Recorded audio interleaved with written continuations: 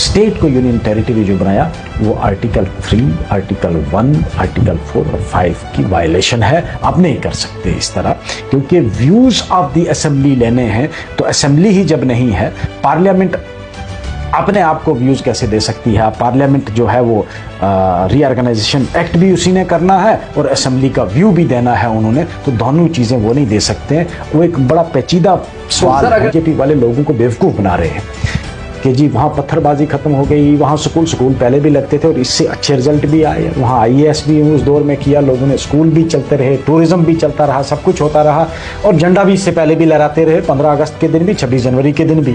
कोई नया झंडा वहाँ लहराया नहीं, ना कोई नया तरीका अख्तियार किया उन्होंने। तो ये एक ड्रामा है, चलता है ये, जब जो भी सरकार में होता है वो ड्रामा करता है, लेकिन इस सरकार में कोई ज़्यादा ही ड्रामा है कि 370 के जाने की वजह से मिनॉरिटीज को अधिकार मिले हैं, वाल्मीकि समाज, गोरखा समाज, ट्राइबल्स को फॉरेस्ट राइट एक्ट, ये चीजें जो लागू हुई हैं, देखो ऑन बिहाफ ऑफ कि 370 को यहाँ से अब्रोगेट किया गया है, फिर यहाँ पे जो है वो कानूनों को लागू किया गया है। तो आपको नहीं लगता कि मिनॉरिटीज के अधिकार जो हैं वो वापस आने से 370 के फिर से जा सकते हैं? भाई साहब मेरी बात सुने, ये पॉलिटिकल डिसीजन है कि किस किस को रिजर्वेशन देनी है। जहाँ तक रहा फॉरेस्ट राइट एक्ट का, फॉरेस्ट राइट एक्ट बाकी पूरे मुल्क में मिले थे, हमको ऑलरेडी महाराजा ने दिए। महाराजा के दौर का जो आपकी चरागाहें हैं, वहाँ गुज्जर, बकरवाल, पहाड़ी जितने थे उनकी बाकायदा रेवेन्यू रिकॉर्ड में एंट्री है। वो सर ये भी कहा जाता है कि 370 के होने की वजह से Kashmir was not integral part of India. वो चीज़ें गलत थी। इंटीग्रल पार्ट वो उसी दिन हो गया और जम्मू कश्मीर के आइन में भी ये चीज़ दर्ज है। आप अगर उसकी सेक्शन 3 और 5 पढ़ेंगे आपको साफ साफ होगा कि भाई Jammu and Kashmir is shell and remain A part of India. उसके बाद तो कोई क्वेश्चन डज नॉट अराइज। आपने 371 में 15 स्टेटों को दिए हुए, वो इंटीग्रल पार्ट नहीं है। ये कहना कि 370 की वजह से वो इंटीग्रल पार्ट नहीं था, उस पर बहुत अच्छी बहस हुई है सुप्रीम कोर्ट की और उस पर कोर्ट, ऑनरेबल कोर्ट मुतमियन भी है। सर लोगों के पूछे बगैर लोगों से जो अधिकार जो कॉन्स्टिट्यूट असेंबली ने दिए वो भी छीन लो, उनकी रियासत भी छीन लो, उनकी आइडेंटिटी और पहचान भी छीन लो, तो ये इससे बड़ा जुल्म कोई नहीं हो सकता कि जिसके लिए आप बना रहे हो आप उनको जेल में बंद करते हो। आर्टिकल 370 को लेकर अहम तरीन इंफॉर्मेशन देने जा रहा हूं और ये वो इंटरव्यू है जिसके अंदर आपको पूरे तफसील के साथ धारा 370 को लेकर अभी तक क्या कुछ सुप्रीम कोर्ट से इत्तला निकल कर आ रही है और सुप्रीम कोर्ट की जानिब से किस तरीके का रवैया अख्तियार किया हुआ है और क्या रुख है। हमारे साथ बातचीत करने के लिए एडवोकेट मुजफ्फर इकबाल खान साहब हैं जो सुप्रीम कोर्ट के अंदर इस वक्त धारा 370 को लेकर लगातार फाइट कर रहे हैं। और मैं आपको ये भी कहना चाहूँगा कि जम्मू कश्मीर से इनकी जानिब से भी जो है वो वहाँ पे पिटीशन दर्ज की हुई है और अब लगातार सुप्रीम कोर्ट के अंदर ये 370 के इस मामले पे दिल्ली के अंदर बैठकर पल पल की अपडेट जो है वो मीडिया तक भी पहुंचा रहे हैं और 370 के केस के ऊपर फाइट भी कर रहे हैं। बहुत बहुत शुक्रिया सर वक्त देने के लिए। मैं सबसे पहले आपसे ये समझने की कोशिश करूंगा सर, 370 का जो केस है सुप्रीम कोर्ट के अंदर, क्या ये स्ट्रॉन्ग है या फिर जो 370 का केस है सुप्रीम कोर्ट के अंदर ये सिर्फ इमोशंस तक ही महदूद है? क्या कहना चाहेंगे आप? देखें, स्ट्रॉन्ग केस अगर नहीं होता तो सुप्रीम कोर्ट पिछले 7 रोज हो गए कंप्लीटली, 8 रोज अभी सिर्फ पिटिशनर साइड से उनको कंक्लूजन अभी नहीं हुआ आर्गुमेंट का, आर्गुमेंट अभी चल रहे हैं। लीगली हमारा बहुत मजबूत केस है लेकिन सुप्रीम कोर्ट इस पर क्या व्यू लेता है उस पर कोई टिप्पणी कर नहीं सकता और करनी भी नहीं चाहिए। इखलाकी तौर पर बहैसियत एक जिम्मेदार वकील के मैं उस पर कोई टिप्पणी नहीं करूँगा, क्योंकि जब मैटर सब जुडिस है और उससे भी मोस्ट इम्पॉर्टेंट थिंग ये है कि जब आर्गुमेंट्स चल रहे हैं तो कोई टिप्पणी करना उसके मेरिट पे वो मौजूद नहीं है। हाँ, एक मैं आपको बता सकता हूं कि जो वकला ने दलाइल दिए हैं या जो पिटीशन में प्लीड हुआ है, जो हमारा पक्ष है पक्ष हमारा ये है कि 370 कॉन्स्टिट्यूट असेंबली ऑफ इंडिया की क्रिएशन है और वो टेम्परेरी उस हद तक था जब तक कि constitute assembly of Jammu and Kashmir उस पर अपनी राय देती कि क्या इसको कंटिन्यू करना है या इसको ख़त्म करना है। जब कॉन्स्टिट्यूट असेंबली ने कॉन्स्टिट्यूशन बना के अपनी एक रिकमेंडेशन 1952 में कर दी कि राज प्रमुख जो था, जिसको महाराजा वर्ड यूज था, महाराजा को चेंज किया, खाली नाम चेंज किया और एक उसमें और प्रोविज़न ऐड किया कि महाराजा जो होगा वो सदर रियासत कहलाएगा और सदर रियासत जो है वो इलेक्ट किया जाएगा असेंबली के थ्रू, असेंबली उसको इलेक्ट करेगी। ये चेंज रिकमेंड करके बाकी उन्होंने कहा कि 370 जो है हम इसी से गवर्न होंगे, हमारे लिए यही ठीक है। इट मीन्स कि कॉन्स्टिट्यूट असेंबली ने उसको कंटिन्यू रखने के लिए कह दिया। तो वर्ड टेम्परेरी का उसके बाद कोई मीनिंग नहीं रहता है। टेम्परेरी इस हद तक था कि जब तक जो आइन साज असेंबली हमारी है, जो इलेक्टेड बॉडी थी, जब तक कि वो उसको कंसीडर करती, वो कंसीडर किया, बात खत्म हो गई, वो परमानेंट हो गया। और हमारी दलील ये है, सुप्रीम कोर्ट क्या व्यू लेता है वो अभी मैं कुछ नहीं कह सकता। दूसरी बात जो सबसे ज्यादा जो दलील जिस पर जोर दिया गया कि आपने स्टेट को यूनियन टेरिटरी जो बनाया वो आर्टिकल 3, आर्टिकल 1, आर्टिकल 4 और 5 की वायलेशन है, आप नहीं कर सकते इस तरह, क्योंकि व्यूज ऑफ द असेंबली लेने हैं तो असेंबली ही जब नहीं है, पार्लियामेंट अपने आप को व्यूज कैसे दे सकती है। पार्लियामेंट जो है वो रीऑर्गेनाइजेशन एक्ट भी उसी ने करना है और असेंबली का व्यू भी देना है उन्होंने, तो दोनों चीजें वो नहीं दे सकते। वो एक बड़ा पेचीदा सवाल है 356 वो भी एक इंटरप्रिटेशन का मामला है कि जो एग्जीक्यूटिव पावर्स हैं वो प्रेसिडेंट के पास चली जाती हैं, लेजिस्लेटिव पावर्स जो है वो पार्लियामेंट के पास जाती हैं, लेकिन वो होता है टेम्परेरी रिस्टोर करने के लिए। उसके लिए परमानेंट चेंजेस आप इस तरह की नहीं कर सकते हैं कि आप किसी स्टेट को ही ख़त्म कर दो, उसके कॉन्स्टिट्यूशन को ख़त्म कर दो, उसकी जो ऑटोनॉमी है उसको ख़त्म कर दो, उसकी रेजिडुरी पावर्स ख़त्म कर दो। ये पावर्स जो हैं अब सुप्रीम कोर्ट ने ये इंटरप्रेट करना है 356 को भी, 357 को भी, कि क्या 356 लगाकर आप किसी तरह किसी स्टेट की ऑटोनॉमी, उसकी अपनी इंटेग्रिटी, उसकी इंडिविजुअलिटी, उसकी आइडेंटिटी जो है वो खत्म कर सकते हैं। सर 370 को अनकॉन्स्टिट्यूशनली हटाया है क्या? बिल्कुल गैर आईनी तरीके से। कैसे सर? हमारा यही तो कहना है कि भाई 370 के लिए पहले कॉन्स्टिट्यूट असेंबली की रिकमेंडेशन चाहिए थी, आइन साज असेंबली की जो है रिकमेंडेशन चाहिए थी।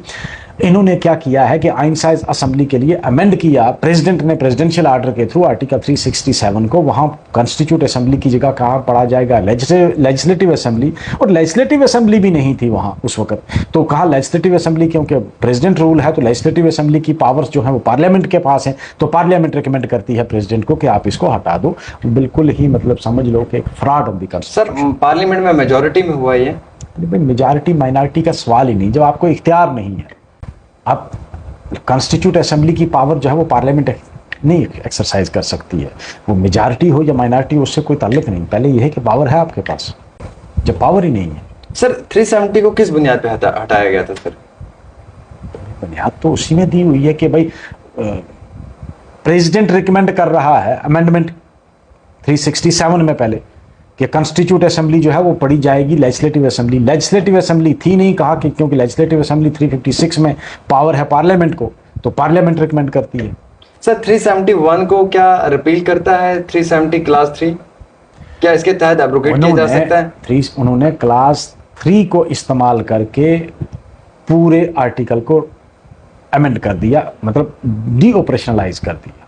आर्टिकल 370 क्लास 3 को इस्तेमाल किया, उसको इस्तेमाल किया अमेंडमेंट के लिए 367 की अमेंडमेंट की। वहाँ जो कॉन्स्टिट्यूट असेंबली थी उसको हटाया, कहा कि कॉन्स्टिट्यूट असेंबली जो है क्लास 3 में वो पढ़ी जाएगी लेजिस्लेटिव असेंबली।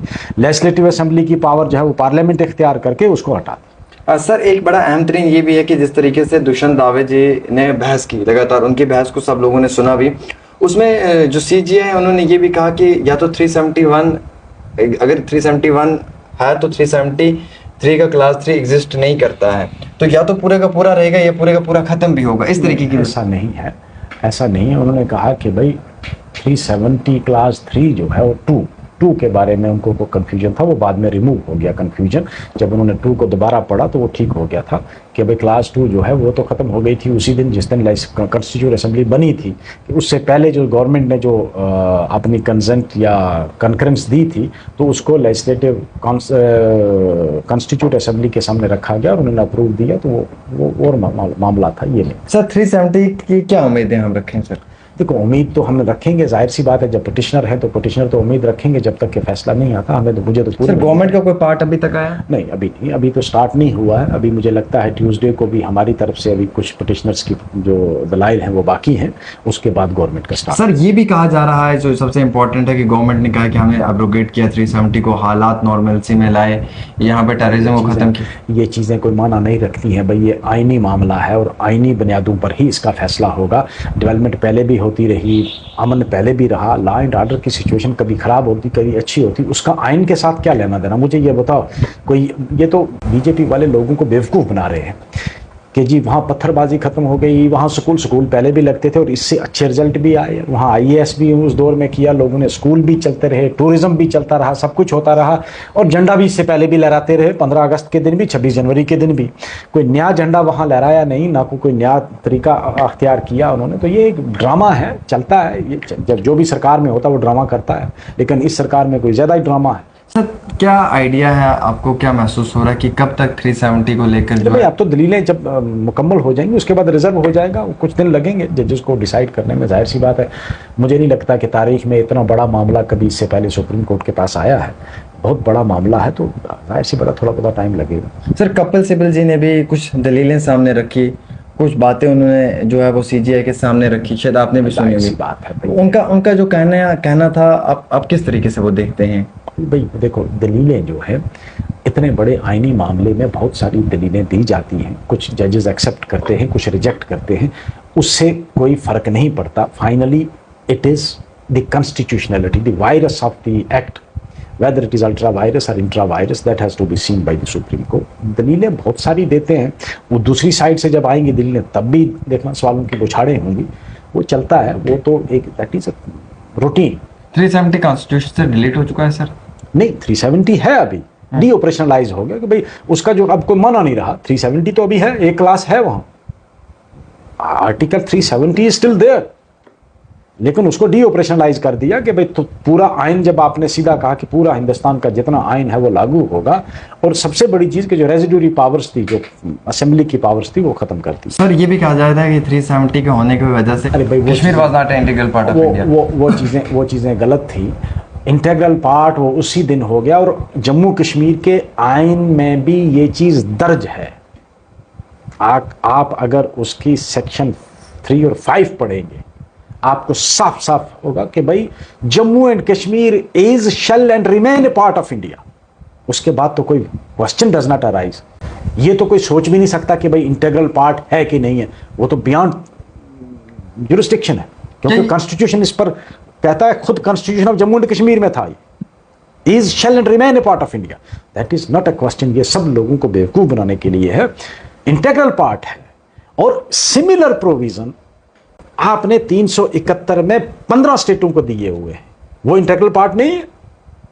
ये कहना कि 370 की वजह से वो इंटीग्रल पार्ट नहीं था, उस पर बहुत अच्छी बहस हुई है सुप्रीम कोर्ट की, और उस पर कोर्ट, ऑनरेबल कोर्ट मुतमियन भी है। सर ऐसा एक चीज तो और भी है, बड़ा आखिरी सवाल है, इंपॉर्टेंट है सर, कि 370 के जाने की वजह से मिनॉरिटीज को अधिकार मिले हैं, वाल्मीकि समाज, गोरखा समाज, ट्राइबल्स को फॉरेस्ट राइट एक्ट, ये चीजें जो है लागू हो गई हैं। देखो ऑन बिहाफ ऑफ कि 370 को यहाँ से अब्रोगेट किया गया है, फिर यहाँ पे जो है वो कानूनों को लागू किया गया है, तो आपको नहीं लगता कि मिनॉरिटीज के अधिकार जो हैं वो वापस आने से 370 के फिर से जा सकते हैं?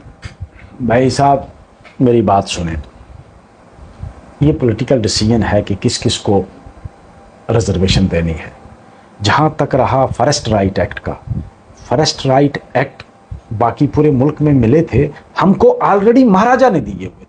महाराजा के दौर का जो आपकी चरागाहें हैं, वहाँ गुज्जर, बकरवाल, पहाड़ी जितने थे, उनकी बाकायदा रेवेन्यू रिकॉर्ड में एंट्री है, वो बैक कहते हैं उसको, बैक। जितने ही अपर रीचेस में लोग जाते हैं, जो भी लोग जाते हैं, आप रेवेन्यू बंदोबस्ती रिकॉर्ड आप देखोगे, उसमें भी उनकी एंट्री है, उनको कोई छेड़ नहीं सकता। वो कोर्ट में जाकर एक दूसरे उनके दावे में सुनता रहा, पुंछ में, सुप्रीम कोर्ट में। पार्लियामेंट में जवाहरलाल नेहरू जी ने कहा था कि 370 घिसते घिसते घिस जाएगा। अरे भाई, और वो सर घिस गया। पुरानी बात है, घिसते घिसते घिसेगा। वो छोड़ो आप, उन्होंने किस कंटेक्स्ट में कहा मुझे नहीं पता है उसका, मैं उस पर कोई कमेंट नहीं करूंगा। घिसना अलग चीज है, तुम लोगों के पूछे बगैर लोगों से जो अधिकार जो कॉन्स्टिट्यूट असेंबली ने दिए वो भी छीन लो, उनकी रियासत भी छीन लो, उनकी आइडेंटिटी और पहचान भी छीन लो, तो ये इससे बड़ा जुल्म कोई नहीं हो सकता कि जिसके लिए आप बना रहे हो, आप उनको जेल में बंद करते हो।